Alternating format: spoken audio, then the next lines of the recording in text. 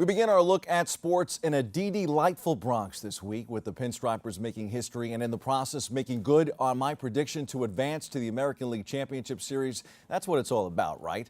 I had them in 4 games, but after the Game 2 epic collapse that likely nearly cost manager Joe Girardi his job, the Yankees bounced back from an 0-2 hole to win the series in 5 games. This is the second time the franchise has done that in the wild card era. They did it in Oakland in 2001. Another year, they went to the World Series. More on that later.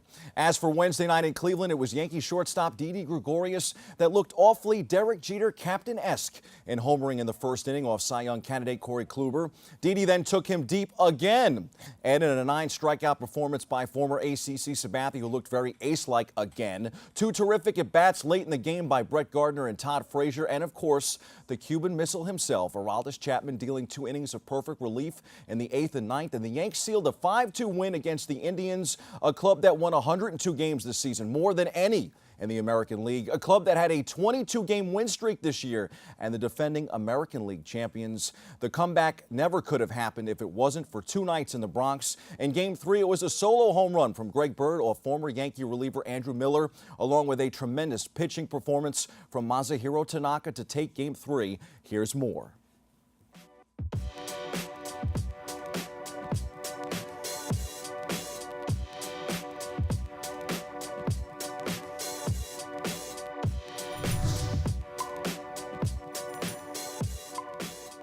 Both pitchers were pitching well, and and the game was flying by, and all of a sudden, we get a good homer by Birdie, and all of a sudden the game changes.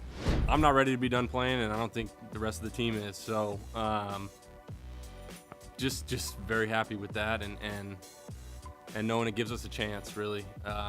Like I said, Masa kept us in it all night. Carrasco pitched a hell of a game. He had it working, and we were just grinding him out. No, siempre. Yeah, definitely. You want to be calm out there when you're trying to close the game. Tanaka did an excellent job tonight, and the mentality was to hold the game, and hopefully get us a victory. Not that you guys needed extra motivation, but how much do you think the Game 2 defeat might have kind of got you more energized for this victory? No, I mean, we definitely didn't want to lose Game 2. It just happened. It's a tough game. They fought real hard that game and came out on top. But now we're back here in the Bronx, and we got our fans behind us, and we're ready for Game 4.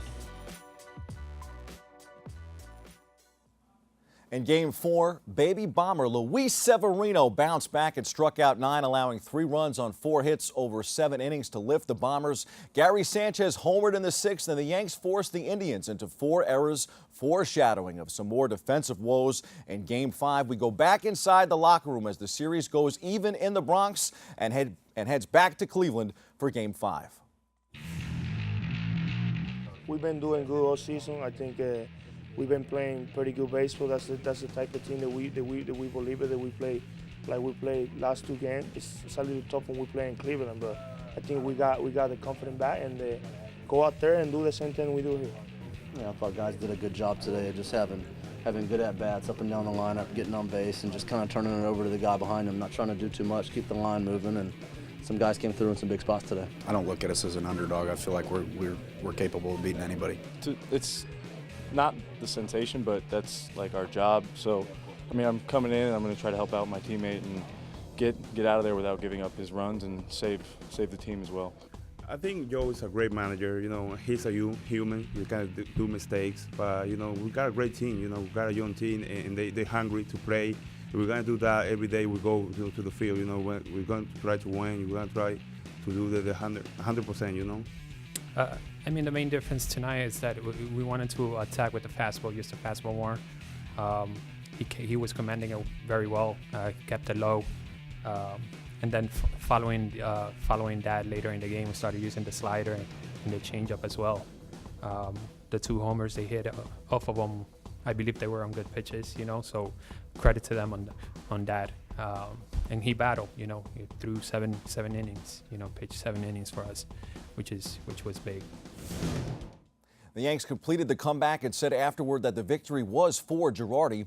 Frazier said the motivation for this thumbs-down group was right there in the dugout. The Yankees lost 9, 8, and 13 innings in Game 2, but staved off elimination the rest of the way. Now we'll see if they can do it again in the ALCS against another 100-win team. More on that in the C-List Stay tuned. In the National League, the LA Dodgers took care of the surging Arizona Diamondbacks, while Washington and defending champion Chicago went the distance in the other NLDS series. The Cubs survived a wild one Thursday night, winning Game 5 9-8 to meet the Dodgers in the NLCS. On the gridiron, the New York Jets took care of Cleveland 17-14 to improve to 3-2. They'll face New England, also surprisingly 3-2 this Sunday at MetLife Stadium. That game kicks at 1 p.m. Should be a great game, but I'll take the Pats despite their recent woes. Everything that could go wrong for the G-men has. They lost 4 receivers last week at home as the LA Chargers topped the Giants 27-22. Odell Beckham Jr. and Brandon Marshall were among the casualties and have since had season-ending surgery. There's also been plenty of turmoil inside the locker room, with head coach Ben McAdoo suspending Dominic Rodgers-Cromartie for some questionable behavior in the loss. The Giants will be in Denver Sunday for an 8:30 p.m. kickoff Eastern Time against the Broncos. I think their troubles continue. Denver is 3-1 and usually tough to beat in Mile High. The NBA preseason rolls on. The 3-1 Brooklyn Nets will face the Pacers in Indiana, Wednesday. The 0-4 Knicks will host Washington tonight at the Garden. Almost time for the regular season. NBA great Michael Jordan said this week that he's not really fond of super teams, even if he was once part of one. He said 2 great teams usually means 28 quote-unquote garbage ones. I would expect Golden State and Cleveland to likely return to the finals again this year. After that, there's really only a few teams that could compete for the title. You can count them on one hand. The NHL season has returned, and the early returns from the New York Rangers have not been good. Thank goodness it's early. The Broadway Blue Shirts are 1-3 through 4 games. The Islanders are 1-2-1 through 4 games, but the New Jersey Devils are 3-0 through 3 games. Some young talent there in New Jersey. Those are the headlines. We hit the C-list for a closer look at the Yanks' young talent and their chances against Houston in this series.